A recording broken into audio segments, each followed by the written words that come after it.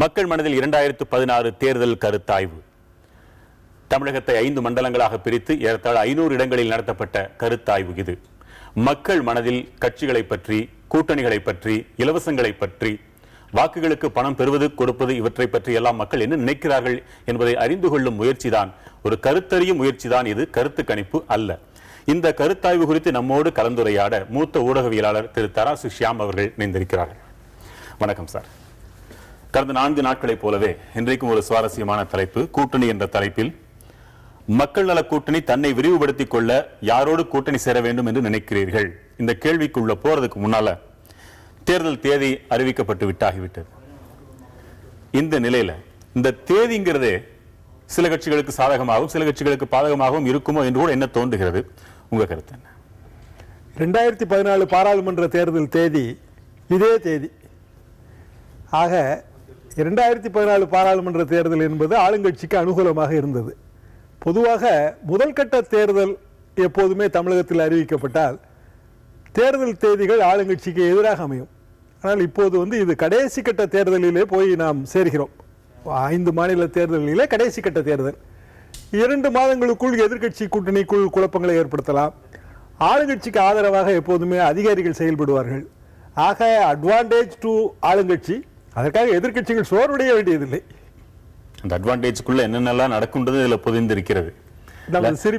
தலைமை தேர்தல் ஆணையர் நசீம் ஜயீத் இன்றைக்கு சொல்லி இருப்பது தமிழர்கள் வெட்கி தலைகுனிய வேண்டிய ஒன்றாக கூட இருந்தது. இப்போ ஒளிபரப்பினது நேரடியாக எல்லாரும் பார்த்திருப்பாங்க. தமிழகத்திலும் புதுவையிலும் குறிப்பாக இந்த பணபலத்தின் ஆதிக்கத்தை தடுப்பது எங்களுக்குள்ள சவால்னு சொல்லியிருக்காரு. பரிதாபமா இருக்குது. அப்படி ஒரு நிலைமையை நம்ம கட்டமைச்சிருக்கிறோம். மக்கள் நல்ல முடிவு எடுக்கட்டும் என்று கருதுகிறோம். இப்பொழுது அந்த முடிவுகளை பார்க்கலாம். மக்கள் நல கூட்டணி தன்னை விரிவுபடுத்திக் கொள்ள யாரோடு கூட்டணி சேர வேண்டும் என்று நீங்கள் நினைக்கிறீர்கள் என்று நாம் கேட்டிருந்தோம். இதில் அஇஅதிமுகவிற்கு தேமுதிகவோடு வேறு யாரும் தேவையில்லை என்பது இதர கருத்து இல்லை என்று சொல்வோர் எவ்வளவு என்று பார்க்கிறோம். 18 25 வயது வரை உள்ளவர்கள், 26 35 வயது வரை, 36 50 வயது வரை, 51 வயதிற்கு மேற்பட்டவர்கள் யாரோடு கூட்டணி சேர சொல்கிறார்கள் என்பதை திரை காட்டுகிறது. சார், இதுல முக்கியமா மக்கள் நல கூட்டணி தன்னை விரிவுபடுத்திக் கொள்ளத்தான் வேண்டுமா? கூட்டணியின் பலம் பலவீனம் என்ன நினைக்கிறீங்க? எங்கள் ஊரில் உட்புறம் வளைந்த முட்களை கொண்ட ஒரு செடி இருக்கிறது. இந்த செடிக்குள் கையை விடுவது என்பது எளிது. ஆனால் கையை அதிலிருந்து எடுப்பது மிகவும் கடினம். அது போன்ற நிலையில்தான் இந்த மக்கள் நல கூட்டணி இருக்கிறது என்று நான் நினைக்கிறேன். இடதுசாரிகளை பொறுத்தவரையில் அவர்கள் இந்த இட்லிக்கு மிளகாய் பொடி போல, அதற்கு மேல் அவர்களுக்கு வேறு ஒன்றும் தனியாகலாம் அது ஒரு தனி உணவாக நாம் சாப்பிட முடியாது. அவர்களை சேர்த்த இந்த கூட்டணி என்பது எந்த அளவுக்கு களத்திலே சாத்தியம் என்பதிலே எனக்கு சந்தேகம் இருக்கிறது. வைகோ நல்ல தலைவர் தான். ஒவ்வொரு தொகுதியிலும் அவருக்கென்று தனிப்பட்ட ஆதரவு இருக்கிறது. 5000 10,000 வாக்குகள் இருக்கின்றன. ஆனால் அவரது தரத்திற்கும் தகுதிக்கும் தலைமைக்கும் ஏற்ற அளவுக்கு இந்த எலக்டோரல் அரீனாவிலே அவருக்கு செல்வாக்கு இருக்கிறதா என்பதிலே எனக்கு சந்தேகம் இருக்கிறது. கடுகு சிரித்தாலும் காரம் பொறுக்காதும்பாங்க. அதே போல மக்கள் நல கூட்டணி பொடி என்றாலும் கூட அது காரப்பொடி, அதனுடைய வீரியம் அதிகம், அப்படித்தானே சொல்ல வரீங்க? அப்படியும் வைத்துக் கொள்ளலாம். ஆனால் காரப்பொடியை சேர்த்து ஒரு மெயின் டிஷ்ஷோடு தான் சாப்பிட முடியும். காரப்பொடியே இருந்தாலும் பொடி இல்லாம சாப்பிட முடியுமா? பொடி இல்லாவிட்டால் சட்னியோ சாம்பாரோ இருக்கிறது, அதை சேர்த்துக் கொள்ள போகிறார்கள். பொடி வச்சு பேசுறீங்க. என்னுடைய கேள்வி, இப்ப அதிமுகவுடன் சேரலாம் என்று குறிப்பிட்ட சதவீதம் பேர் சொல்லி இருக்கிறாங்களே, இப்ப மக்கள் நல கூட்டணியோ அல்லது தேமுதிகவோ இப்ப இவ்வளவு பேசிவிட்டு, இந்த 2 கட்சிகளையும் இவ்வளவு விமர்சித்து விட்டு, ஒருவேளை தேமுதிக திமுகவுடனோ அல்லது மக்கள் நல கூட்டணி அதிமுகவுடனோ சேர்ந்து கொண்டால் அதை என்னவென்று சொல்வது? அரசியல் யதார்த்தமா, அரசியல் அதிசயமா, அல்லது குடிமை பணி தேர்வில் முன்பு அந்த சோ எழுதிய ஒரு நாடகத்தின் தலைப்பு மறந்து விட்டது, அதுவா? எங்கே போகிறோம்? எங்கே போகிறோமா? இன்னொரு தலைப்பு கூட இருக்கிறது, மோசமான தலைப்பா இருக்கு, அதனால அது வேண்டாம். அதாவது 72 நாள் இருக்கிறது இன்னும் தேர்தலுக்கு. 72 நாட்களுக்குள் உலக அதிசயங்கள் 7மே நடந்துவிடும். நீண்ட காலம் மக்கள் மறந்து விடுவார்கள். அரசியலிலே மறதி என்பதுதான் முக்கியமான ஒரு விஷயம். இது போக தேர்தல் வெற்றி என்பது அரசியலின் விசித்திரமான படுக்கை அறை நண்பர்களை கொண்டது என்று அவர் பெர்னாட் ஷா சொல்வார். அரசியல் என்பது விசித்திரமான ஸ்ட்ரேஞ்ச் பெட்ஃபெலோஸ். இதுல கூட்டணிகள் மாறுவது அல்லது கூட்டணியில் இருப்பவர்கள் பிரிந்து போவது என்பதெல்லாம் இயல்பாக நடக்கக்கூடிய ஒரு விஷயம்தான். ஒரே ஒரு நாள் இரவிலே கூட மாறியதை நாம் பார்த்துத்தானே இருக்கிறோம். ஆக மக்கள் நல கூட்டணியில் இருந்து இன்றைய சூழல்ல இவ்வளவு திட்டிவிட்டு ஊழல் கட்சி இவர்களை அகற்றுவதே முதல் வேலை அப்படின்னு எல்லாம் பேசிட்டு திருப்பி போய் சேர்ந்தா அவங்க சேர்ந்துப்பாங்க. அப்ப அவங்க மக்களை என்னன்னு நினைச்சிருக்கிறாங்கன்னு ஒரு கோபம் வருதா இல்லையா? ராஜீவ்காந்தி கொலை கைதிகளை விடுதலை செய்து விடுகிறார்கள் என்று வைத்துக் கொள்வோம். அந்த ஒரே ஒரு அம்சத்தின் அடிப்படையிலே அந்த ஒற்றை வரியை மட்டும் வைத்துக் கொண்டு கூட்டணி இடம் மாறாது என்று எப்படி நாம் நினைக்க முடியும்? அது எல்லாவற்றையும் விட மிக முக்கியமான விஷயமாக பட்டுவிடுமே. கூட்டணிகள் மாறுவதற்கு இன்னமும் வாய்ப்பு இருக்கிறது. இதுவே ஏப்ரல் மாதம் முதல் கட்ட தேர்தல் என்றால் நாம் அப்படி சொல்ல முடியாது. இந்த கருத்தாய்வின் ஆரம்பத்திலேயே நாம் இதை பற்றி பேசி இருக்கிறோம். மே மாதம் 2ஆம் வாரத்திலே தேர்தல் வரும் என்று கூட நாம் சொல்லி இருக்கிறோம். அப்படி வந்தால் எல்லா கூட்டணிகளிலுமே மாறுதல்கள் ஏற்படத்தான் செய்யும்.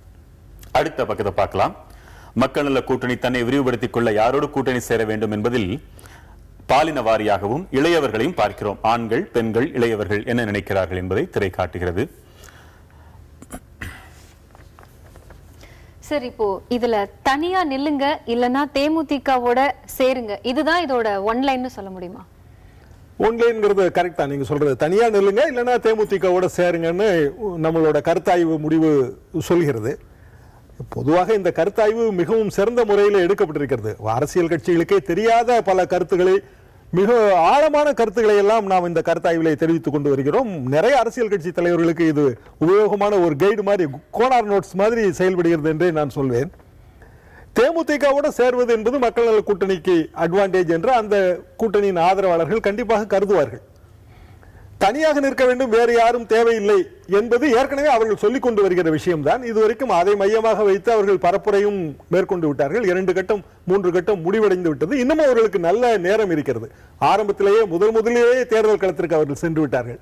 72 நாட்களிலே எத்தனையோ முறை சுற்றுப்பயணம் வருவார்கள். ஆனால் மக்கள் நல கூட்டணியின் இயல்பான பலம் மட்டுமே பற்றுமா என்றால் அது பற்றாது. தேவை, அந்த தேர்தலிலே வெற்றி பெறுவதற்கு இன்னும் தேவை அதிகப்படுகிறது.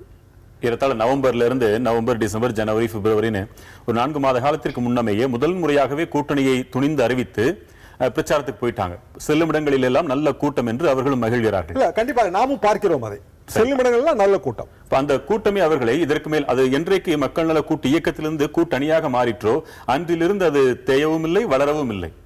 அடுத்து இன்னும் சில கட்சிகள் சேரலாம் என்று எதிர்பார்த்துக் கொண்டே இருக்கிறார்கள். ஆனால் குறையவில்லை என்பதை எப்படி பாக்குறீங்க? பாசிட்டிவா பாக்குறீங்களா அல்லது? வளரவில்லை என்று நான் சொல்ல மாட்டேன். ஏனென்றால் வளர்ச்சி என்பது கட்சிகளின் எண்ணிக்கை அடிப்படையில் மட்டுமல்ல, அது மக்களின் ஆதரவின் அடிப்படையில். அவர்கள் மதுரைக்கு பக்கத்திலே நடந்த அந்த ஒத்தக்கடை பக்கத்திலே இருந்த கூட்டத்திலே ஒரு பிரம்மாண்டமான கூட்டம், எழுச்சியாக இருந்தது. அவர்கள் இயல்பாக வந்த கூட்டம். அவர்கள் யாரையும் கூட்டிக் கொண்டெல்லாம் வரவில்லை. அதற்கேற்ற பணபலமும் அவர்களிடம் கிடையாது. ஆக மக்கள் நல கூட்டணியின் ஆதரவு பெருகிக் கொண்டேதான் வருகிறது. ஆனால் அது தனித்து வெற்றி அடைவதற்கு 30-35% வாக்கு வேண்டுமே. அந்த 30-35% வாக்குகளை அவர்களால் பெற முடியுமா? அதுதான் கேள்வி.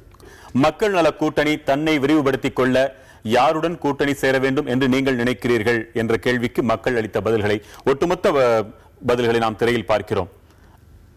அகில இந்திய அண்ணா திராவிட முன்னேற்ற கழகம் 15.64%, தேமுதிக 29.23%, வேறு யாரும் தேவையில்லை, நீங்கள் தனியாகவே நிற்கலாம் 24.76%, இதர கருத்துடையோர் 6.48%, கருத்து இல்லை என்போர் 23.90%. இந்த கருத்தற்றவர்களோட சதவீதத்தை பார்க்கும்போது 23.9% இருக்கு. இது கூட்டணியாக மக்கள் நல கூட்டணி ஒரு மக்கள் மனதில் இன்னும் சென்று சேர வேண்டி இருக்கு அப்படிங்கறத காட்டுதா? அப்படி காட்டல. இந்த கருத்தற்றவர்கள்ங்கிறது எதை காட்டுதுன்னா, வாக்குச்சாவடிக்கு போய் தான் சில பேர் முடிவு பண்ணுவாங்க. அவங்க சாதாரணமா 15-20% பேர் எப்பவும் இருந்துகிட்டே தான் இருக்காங்க. அது பூத் டிசிஷன் மேக்கர்ஸ் அவங்கள சொல்றோம். அவங்க இந்த கருத்தாய்வுல இந்த நம்பர்ல பிரதிபலிக்கப்படுறாங்க. அவ்வளவுதான். அவங்க அரசுக்குள்ள ஒரு கருத்து இருக்கு. அவங்க கருத்தற்றவர்கள் கிடையாது, கருத்தை வெளியே சொல்ல விரும்பாதவர்கள். அதிமுகவோ தேமுதிகவோ இன்னைக்கு இருக்கிற நிலையில மக்கள் நல கூட்டணியோடு வர வாய்ப்பு என்ன? அதிமுகவோ தேமுதிகவோவா? வாய்ப்பு கொஞ்சம் குறைவாகத்தான் தெரிகிறது. ரெண்டுக்குமே குறைவா அல்லது அதிமுகவுக்கு இல்லை தேமுதிகவுக்கு இருக்கிறது என்று? மக்கள் நல கூட்டணியை அதிமுகவின் பி டீம் என்றுதான் இவர்கள் கூறுகிறார்கள்.